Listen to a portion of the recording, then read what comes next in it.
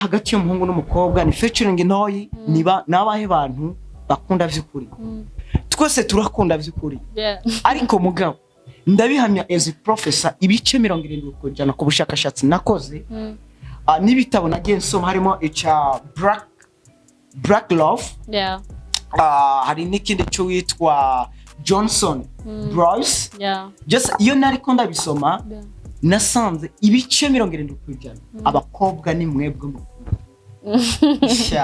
why nizi saha abafise agahinda nibikomere byinshi mu mitima n'abakobwa umuhungu mu kigwa kwiwe kenshi ni handa kubwira ngo tashara nkubise ngo twari dukundana anje amafaranga yakunza kunda vyanyaje mwebwe vision yanyu niyo nimba warize ugaheza amashuri ukaronka akazi uyu ndumugisha ukeneye no kurongo nubwo utawuraronka akazi umugisha wundi ukeneye no kubona urongo why hari imyaka iyo uri kurayirenga uramuba mubizi neza ko uri kurava ku isoko just kukura haraho ugeruka buri ku isoko ariko aho hantu iyo hageze ukuduga uburi kiri ku isoko ariko kayiva muri cyo gihe abakobwa muracego cyane ariko twebwe aba men ducego nubwo mba fise 70 fise amafaranga twari nani aha abana b'abahungu tubereye babi rero twebwe tuba dufise impamvu nyinshi zo gukunda umukobwa nyinshi cyane zitandukanye na mwebwe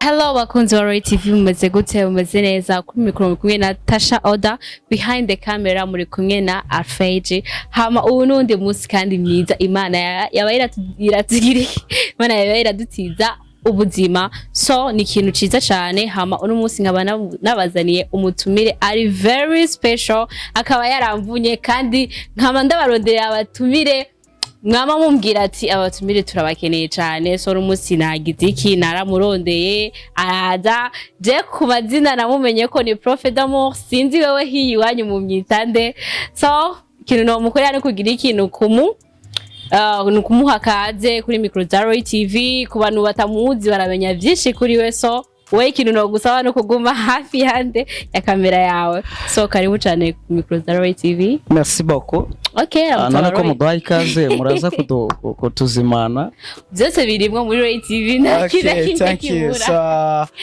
abakunzi ba Roy TV ndabaramukije mu vyebera vyanyaho muri hose hama ku mazina nitwa Jonathan yo mukunzi y'ukuri ni abavye banyise ariko ku mazina y'akazi beshi banzi kuri mihosho iyo tugiye muri filme ariko mu kazi kandi naho beshi basanzwe banzi ko ni Prophet d'amour. Prophet d'amour. Okay. So mwumvise yuko ari n'umukinnyi w'amafilme. Ariko akabazo jewe nari mfise why Prophet d'amour? Okay, merci beaucoup. Prophet d'amour sije nagiyise n'abantu barinyise.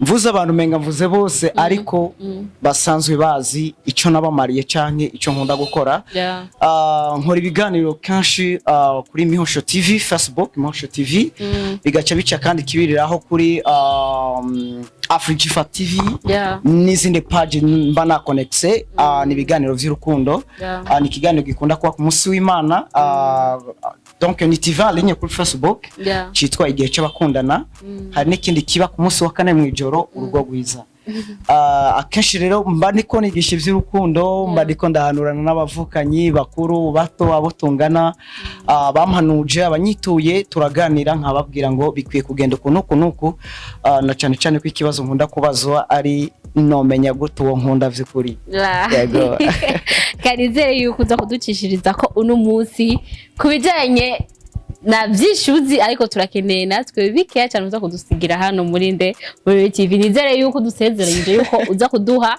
aga featuring ndabakora aga featuring okay so ni je ngomba kwita Prophet d'amour nta kibazo so Prophet d'amour ninde mu buzima busanzwe akora iki turashaka kubimenya murakoze Prophet d'amour mu buzima busanzwe ndumuntu asanzwe mu buzima busanzwe just sanzwe nahora ndumunyeshuri ariko ndiko ndabihereza muri Université y'u Burundi a part of that sanzwe nkuru ubuzima nyine mu urazi mu buzima utudiridiri naho umbwira ati ngo kubure muri office ya Roy TV I do chonganye gusa n'amafaranga mu bisanzwe nivyo ego nta bindi birengeye.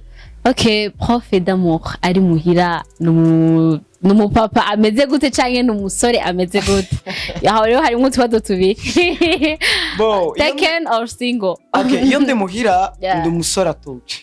Ego akunda kuba ndiko ndasoma canke ndiko nkurikirana amakuru canke ibitabo vyerekeye urukundo. Kuko navuga ko ari yo kariyere bitumwe n'abanyitura benshi cyane.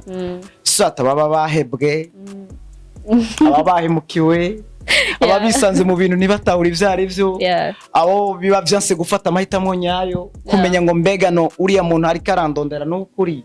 Canke uriya muntu ndi kumwe nawo mu rukundo nibiki byo shobora gutuma amemukira canke atamemukira. Iyo rero kubera ko izo mpamvu bisaba ko nsoma nkiga kugira ngo mbe ndi ready miss yose kuba noronka inyishu canke ico nofasha ababa bariko baranyitura. Ego. Okay. Nenega prof wanje. So ndafise ikibazo ku buzima bujanye na movie cyambere kwanza kuko navyo nyene ndabishiramo kuko nivyo wawe watanguye kumenya ryari kufise impano yo gukina movie. Bo murakoze je navuga ko natanguye ndavyandika muri Facebook. Sinibuka umwaka ariko niga mu mwaka w'8 aho nagenda nandika Facebook kiragiye urumva ko ntiyari bwatera imbere cyadukikoresha twa telefone tw'amatushe nandika do filme duto abantu batangura kubikunda uko rero batanguye kubikunda haragera igihe WhatsApp irevuriwa ubwo abantu batanguye kuvuga ati nta kuntu izo filme wandika kuri Facebook wuzura ziduha kuri WhatsApp. Okay, ndavyumva bita nkorekitinga abantu bagomba kubikurikirana kuri WhatsApp nkora group ico yitwa Mihosha Story. Urumva ko niryo zina nkorera ku bikorwa vyanje. Baraza nkangura kubibaha batangura kubikunda batanga kuvuga ati ntivyoherera umana tukubonamo ukwiye gukina film. Ntangura kuvyumvamwo byarangoye kubera ko abo natanguye kwegeranya ntitwagihuriza ko kubera ko buryo kuko byasaba ko nta sponsor na refise na management ntaki byasaba ko ari je on organize abo bantu tukaba manage by ourselves and then tugakora bigakunda biranka ariko bwa nyuma twongera turakora birakunda biciye mu mugwi wa Africa TV.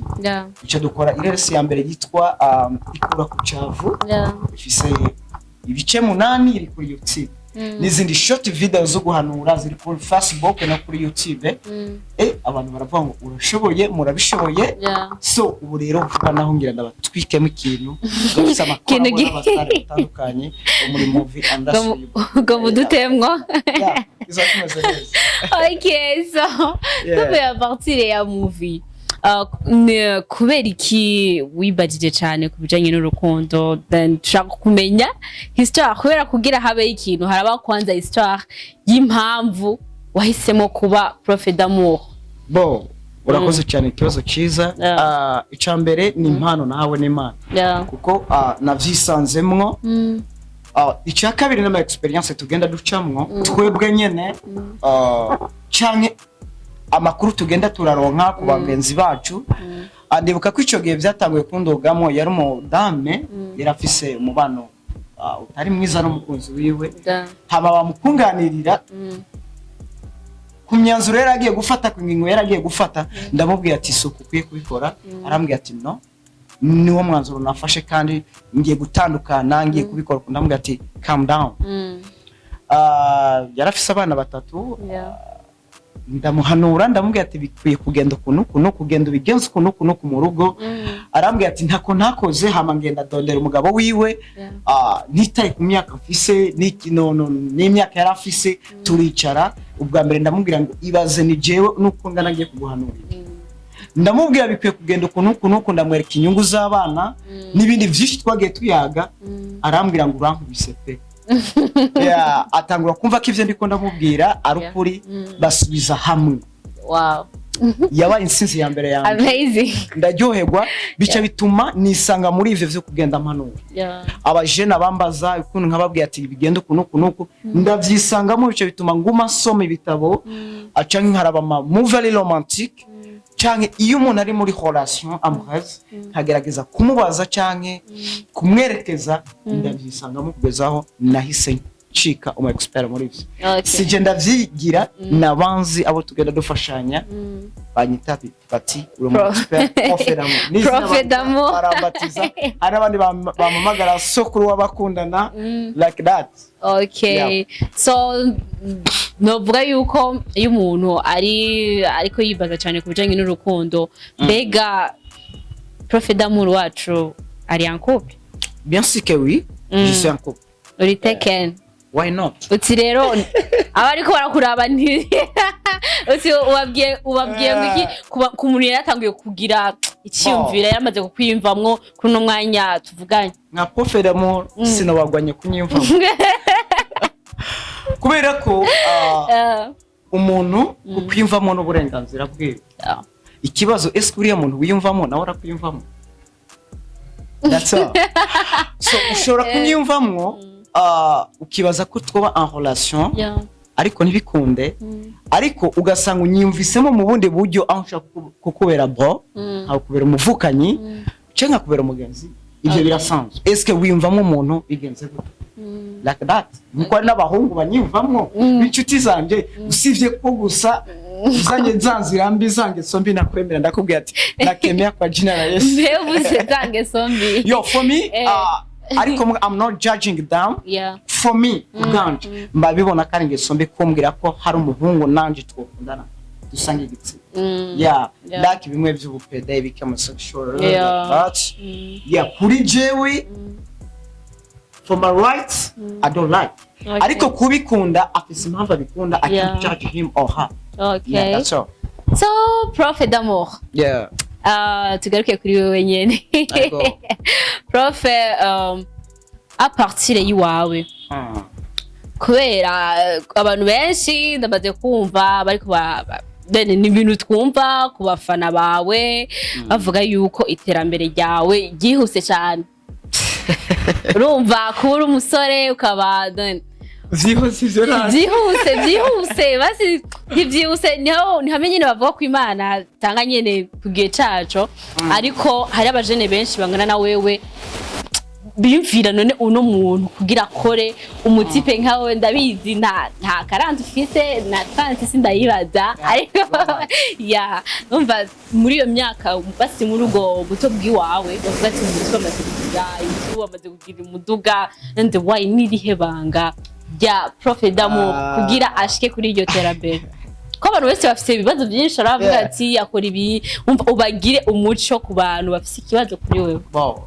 Ijambo rimwe ntanzu ufite cyangwa nta bido gusize ko bishobora kuba bihari ariko mugabo icambere ni Imana wamugisha Imana iba yaguteguriye sindanakunda ko abantu banabimenya cyangwa banabibona kuko ni ibintu bisanzwe gusa utarabigera ko ubona ko ari ibintu bihenze cyane ariko ni ibintu bisanzwe kubera ko nkunda kuvuga ngo twaje kuri iyi sata kintu na kimwe gutse ubundi tuzobisiga usibye ko kuri isi tubikenera ariko nta muntu yovyira a part of that novuga ngo amafaranga ni banga usibye ko gusa ikintu bigusaba nishaka no kwizera no kumwizigi no gukora kandi si vyihuse ahubwo narabiteguye ahubwo mu kubitegura kwanje nari mu gace bikomwe si ngombwa iyo uri kurakora ikintu bitubwira abantu ngo ndiko ndakora ibingo just like no genda ukore hama umusaruro nugera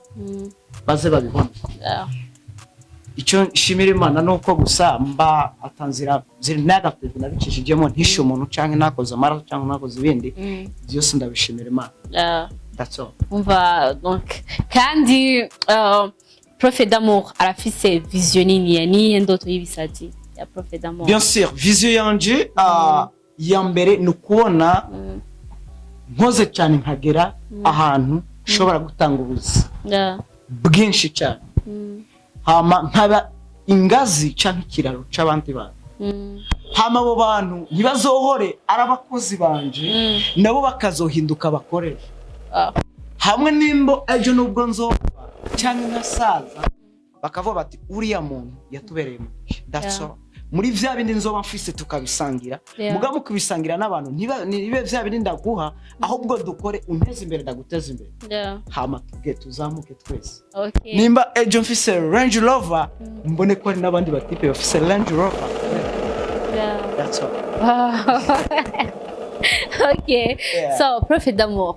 Okay. Urashaka utubwire akantu gatoya kubijanye n'urukundo, like agatopic gatoya woducishiriza ko nkatwe kubakunzi ba Roy TV, ushaka kumenya ati cya kibazo warutanguye bwa mbere nuko nyine narabizi gome yuko womenya gute donc uwo basi partner wawe then ibintu Tasha iyo ni topic ndende ariko mugabo sino konda siko dufite umwanya uzo ishaka ikwira mvuye azukurondera donc agusaba contact yanje ndonde kubera ko mvuze kubera ko umwanya ubundi bwo ni ibintu bisaba ko nsigura nkaguhera kuri 0 nkashika kuri 10 kuko na mapoint n'amashama atandukanye usivye ko abantu gusa babigwamwo akibaza ngo inimbo nuriya muhungu azambwira amajambo sosa ninda mubona aje yambaye neza ninda mubona aje acicetsa avuga amajambo make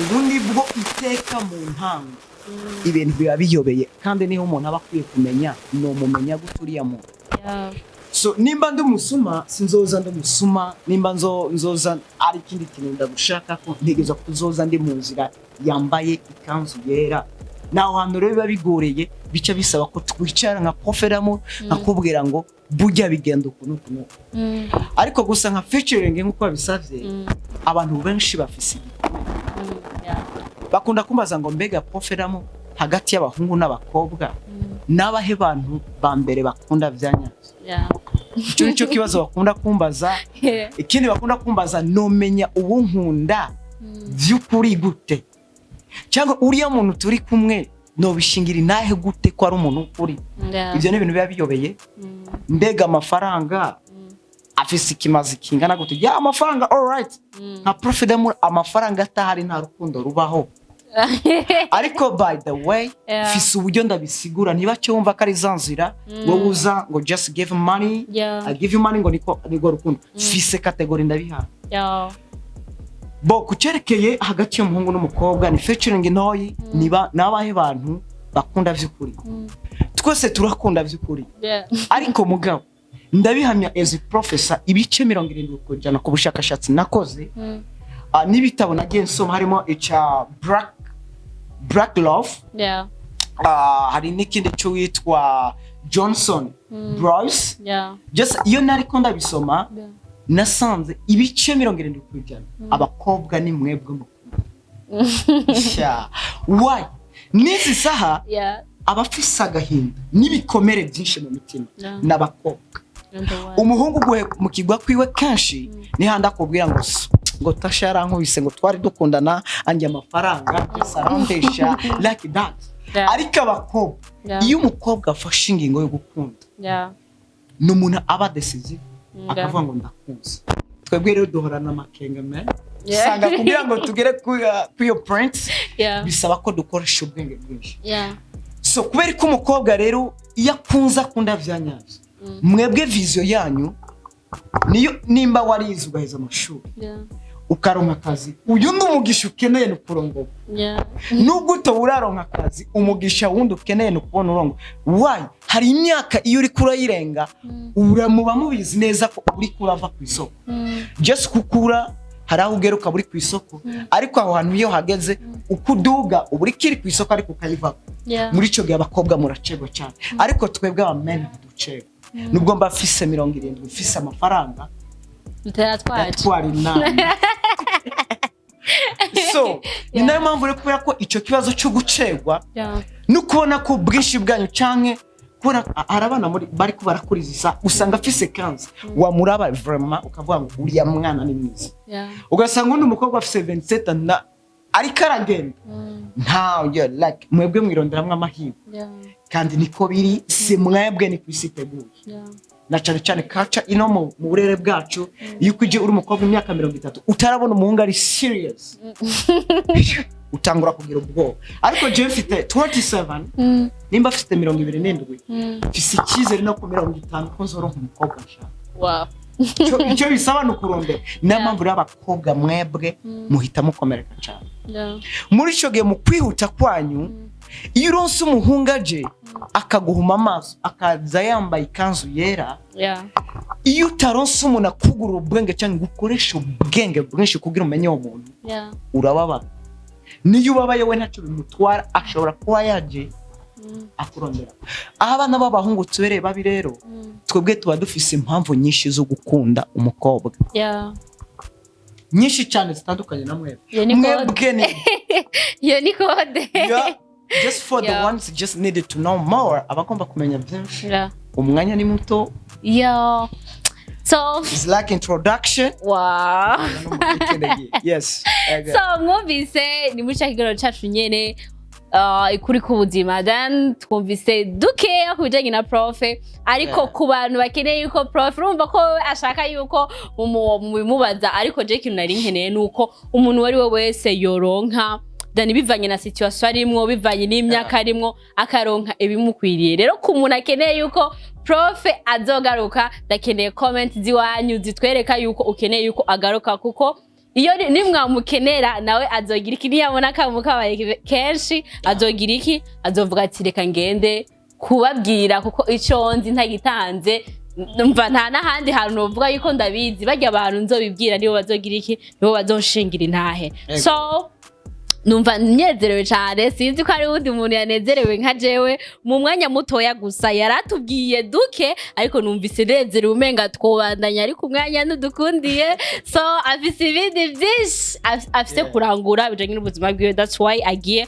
Ariko nyimba ukeneye yuko muzokwiga ivyigwa byinshi bitandukanye, wowe urandika ikigo cyonga muri comment shaka azokugisha kubijanye n'iki, hama tuzobitorera urutonde ukuntu uzobiragira iki, bizobirakurikirana. So profe, akajambo kamwe ku bakunzi ba Roy TV. Abakunzi ba Roy TV cyambere ndabashimiye, kandi Roy TV ibitayeho, ndabakunda kubera ko ibabera inyishu muri vya bende mwamwifuza. The second thing, urukundo gukuri rubaho. Usibye ko abantu ba fake ari barugira ugwa fake. Ubundi bwo abantu bakunda kuvuga ngo abahungu n'abana babi, ngo nabahungu bakunda cyo gasanga umuhungu gwakubise ngo abakobwa me. No, nibarya mwahuye ubundi abana beza barahari. Nigiye gusa kitaragera. None ku muntu nkaje ko ntarahura n'abana beza byagenze gute? Okay. Uviriza iyo ushaka gukomera uca mu bikomeye. Just akubwira uzohure n'abantu beza, uzobanza guhura n'abantu babi. Abo bantu mwahuye babi bakwigishije kuzoshobora just kwicara uga thinking about ku muntu mwiza. Ejo rero nuhura nawe uzomenya turiya muntu ni mwiza man. Bavuze yuko ibikomeye biva mu bikomere. Akuna kandi njanyerega. Tuguma twumviriza. Umuntu wese atwara ibyibo, nyimba batakintu watwaye. Byanje nabitwaye. So turabakunda cyane. Mushishikare mudukurikirana ku muntu atarakora subscribe. Wewe muntu utari kurakora subscribe, ikiganiro kizokurikira nzoba natumiye prof bivanye na comment ziwawe. Ntuzombaze jewe nguma nabazaniye, nzobazanira abatumire benshi batandukanye, ariko ku muntu akeneye ikigwa gikurikira andikwa iki gushaka muri comment, and uvuge yuko ati jewe narinda gikeneye ubwa mbere kugira tuzomenya ati uyu niwe tuzotangurirako. So ndabakunda cyane, like, comment, share. So turabakunda cyane, mushishikare mugubwa neza mu byanyu no mu banyu. Ciao ciao. Thank you. Thank you.